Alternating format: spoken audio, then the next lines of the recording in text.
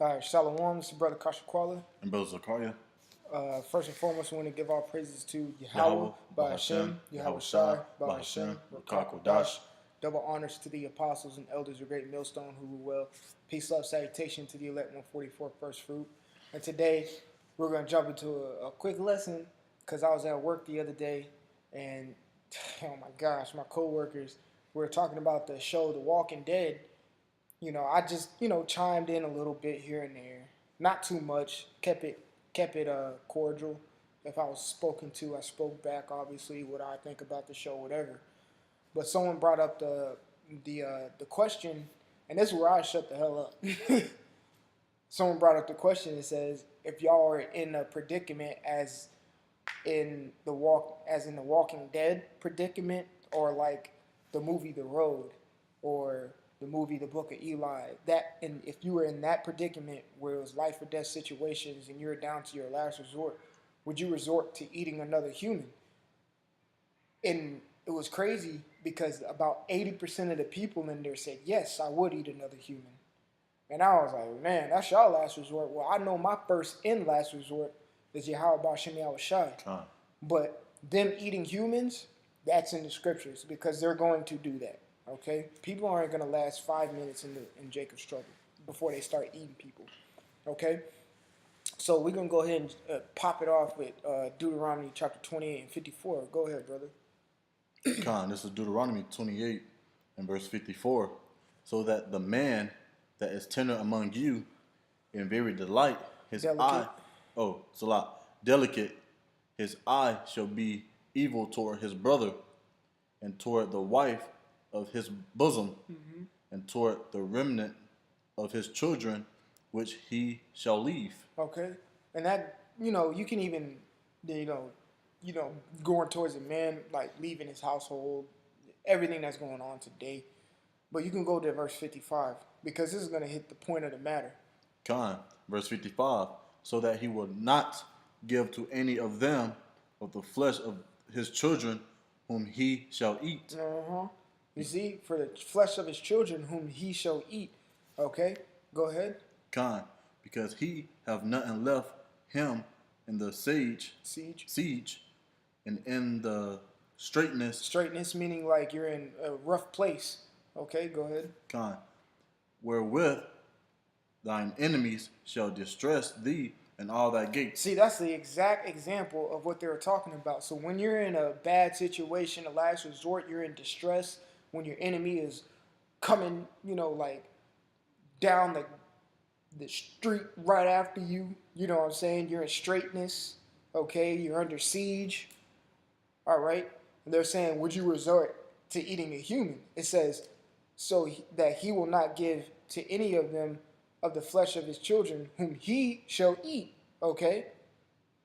So keep going. Verse 56, the tender and delicate woman among you, which would not adventure to set the sole of her foot upon the ground for delicateness and tenderness, her eye shall be evil toward her husband towards the husband of her bosom, and toward her son, and toward her daughter. That's what you see today with these nigger women. Okay? And up here, verse 54 is talking about these nigger men. Okay? And also verse 55 talking about these nigger men, but also you can apply it to how everybody's going to be when they catch distress and when they're in a predicament of straightness, which means in a rough spot. So go to verse 57. Verse 57, and toward her young one that cometh out from between her feet, and toward her children which she shall bear. That's right. So it says, and toward her young one that cometh out from between her feet, meaning she just was in labor at conception, popped out a baby, okay? And toward her children which she shall bear. Go ahead. For she shall eat them for want of all things secretly in the siege and straightness, wherewith thine enemy shall distress thee in thy gates. That's right. Another predicament, and that shows that the goddamn nigger women and you nigger heathen women, well, just heathen women, but you could add nigger heathen women to that too. Yeah, Y'all gonna eat y'all babies. Y'all gonna eat other human beings when what happens? When a siege happens, which is about to come, which is that martial law in Jacob's trouble, and the straightness, and where with thine enemy shall distress thee in thy gates. Okay, you have your apocrypha on you, brother? I do. I think go to Second Ezra's. I want to say 16, but we're gonna go real quick because these dudes were really talking about eating another human being when it came. Ultimately it boils down to them not having faith, and I was recognizing that. And the whole time they were talking that, man, I was sending up praises to Yahweh Hashem Yahushai, thanking him that he gave me his name in this word. God, I'm here, bro. Okay, let's see. 1 second. No, 15. Salat. God, good. Yup. All right. Because Second Ezra's chapter 15, you start at 14. Salat. Let me pull it up so the brothers, the Akim, can see it on the screen. God. All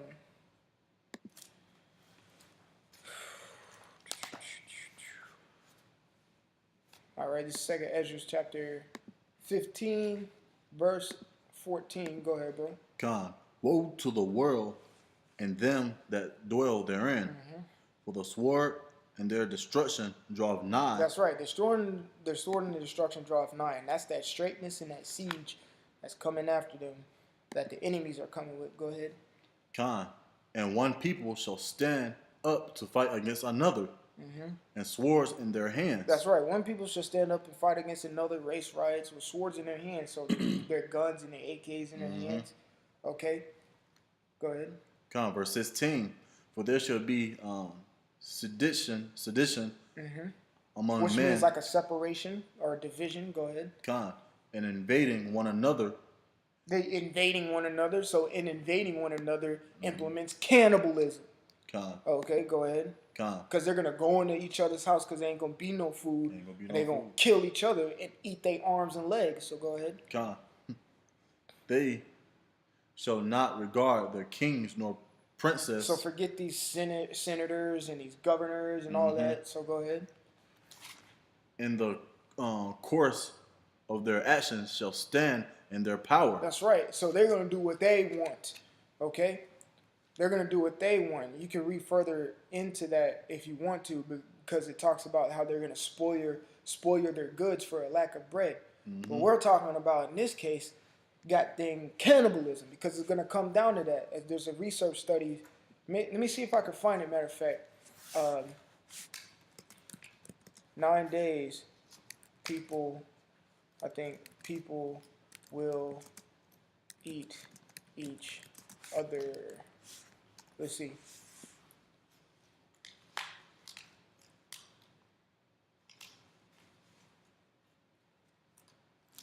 Nah, but there was a study that said if the humans go without food for 9 days, they will resort to cannibalism. Okay? This is Lamentations chapter 4, verse 10. And it reads, the hands of the pitiful woman have sodden their own children. They were their meat in the destruction of the daughter of my people. It says the daughter of my people, so the Israelites. Okay? So that's what's about to happen too. It says the pitiful woman have sodden. That word sodden means to boil. Okay? When you go back to Genesis, I think the 25th chapter, it talks about how Jacob sod pottage. It was S-O-D. So he was boiling, or he was stirring up. He was making a stew. How do you make a stew? You got to put it in a pot, turn that joker up, and the water boils, make a stew. Okay? That's what these goddamn women and these nigga men are going to do in that day. It says the hands of the pitiful woman have sodden their own children. Okay? Yeah, it's talking about the nigga women's going to, boil their own children for a lack of bread. But guess who's going to be right there eating it with them? The nigga man. Okay? They're going to cook little Tyrone and little Ray Ray real goddamn quick. Okay? And that's the same thing they were talking about at my job, man. I'm like, these niggas is bugged out. Call halal, Yahweh, Ba'ashem, Yahushai, Ba'ashem HaKadosh, for giving me the name, for giving this brother the name, all the sincere Akim the name, because his name is a strong tower. And who runneth in it shall be safe. We might as well get it. I think that's Proverbs. It's in Proverbs. I read that yesterday too. I think it's like Proverbs 11, something like that. I might be tripping. You know what I'm saying? I know it's in the book of Proverbs. Let me Yeah. see. But you know, he gave us his name, and now we're. I found it. Con. Yeah, there we go. Proverbs 18 and 10. All right. I got you, bro. God. Go ahead, man. Con. Proverbs 18 and verse 10. The name of the Lord is a strong tower. The righteous runneth into it and is safe. That's right.